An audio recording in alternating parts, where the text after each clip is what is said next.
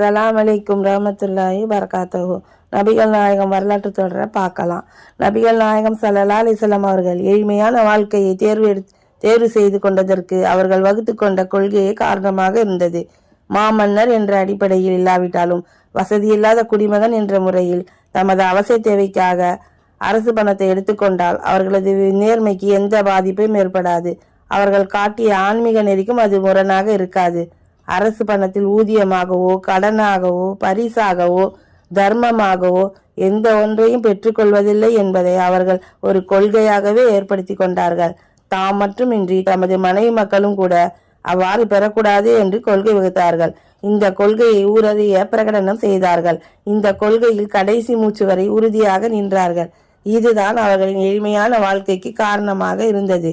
இந்த கொள்கையில் அவர்கள் எந்த அளவு பிடிப்புடன் உறுதியுடனும் இருந்தார்கள் என்பதற்கு பின்வரும் நிகழ்ச்சி சான்றாக அமைந்துள்ளது. நபிகள் நாயகத்தின் தலைமை செயலகமாக இருந்த பள்ளிவாசல் மூலையில் சகாத் என்னும் பொது நிதிக்கு சொந்தமான பேரிச்சம்பழங்கள் குவிந்து கிடந்தன. ஒரு முறை நபிகள் நாயகத்தின் பேரன் ஒருவர் அவற்றிலிருந்து ஒரு பேரிச்சம்பழத்தை எடுத்து வாயில் போட்டுவிட்டார். இதை நபிகள் நாயகம் ஸல்லல்லாஹு அலைஹி வஸல்லம் அவர்கள் பார்த்து விட்டார்கள். உடனே விரைந்து வந்து துப்பு துப்பு என்று தமது பேரனிடம் கூறி துப்ப செய்தார்கள். அத்துடன் நிறுத்தி கொள்ளவில்லை. நாம் சகாத் பொது நிதி பொருளை சாப்பிடக்கூடாது என்பது உமக்கு தெரியாதா என்று பேரனிடம் கேட்டார்கள். நூல் புகாரி 1485, 1491, 3072.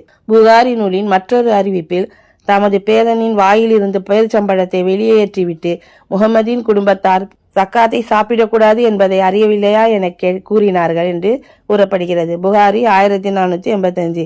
பொது நிதியிலிருந்து ஒரே ஒரு பேரிச்சம்பழத்தை கூட எடுக்கக்கூடாது. சின்னஞ்சிறு பாலகனாக இருந்தாலும் கூட தமது குடும்பத்தார் அதை சாப்பிடலாகாது என்ற அளவுக்கு கொள்கையில் உறுதியாக இருந்துள்ளார்கள் என்பதை இதிலிருந்து அறியலாம். மற்றொரு நிகழ்ச்சியை பாருங்கள். நபிகள் நாயகம் ஸல்லல்லாஹு அலைஹி வஸல்லம் அவர்கள் தொழுகையை நடத்திவிட்டு வேகமாக வெளியேறினார்கள். சற்று நேரத்தில் பள்ளிவாசலுக்குள் திரும்பி வந்துவிட்டார்கள். ஒரு நாளும் இல்லாமல் நபிகள் நாயகம் ஸல்லல்லாஹு அலைஹி வஸல்லம் அவர்கள் வேகமாக புறப்பட்டு சென்றதையும் உடனே திரும்பி வந்ததையும் நபி தோழர்கள் வியப்புடன் பார்த்து கொண்டிருந்தனர். நான் ஏன் அவசரமாக சென்றேன் தெரியுமா? அரசு கருவூலத்துக்கு சொந்தமான வெள்ளிக்கட்டி என் வீட்டில் இருந்தது. அதை ஏழைகளுக்கு விநியோகம் செய்யுமாறு குடும்பத்தாரிடம் தெரிவித்துவிட்டு வந்தேன் என்றார்கள். நூல் புகாரி 851, 1221, 1430. மரணம் எந்த நேரத்திலும் ஏற்பட்டு விடலாம். ஏழைகளுக்கு சொந்தமான வெள்ளிக்கட்டியை வீட்டில் வைத்து விட்டு மரணித்து விட்டால் குடும்பத்தினர் அதை தமக்குரியதாக கருதிவிடக்கூடும். அவ்வாறு கருதிவிடக் கூடாது என்று அஞ்சியே அவசரமாக புறப்பட்டு சென்று அது பொது நீதிக்கு சொந்தமானது என்று கூறிவிட்டு திரும்பி இருக்கிறார்கள். இன்ஷா அல்லாஹ் இதன் தொடரில் பார்க்கலாம்.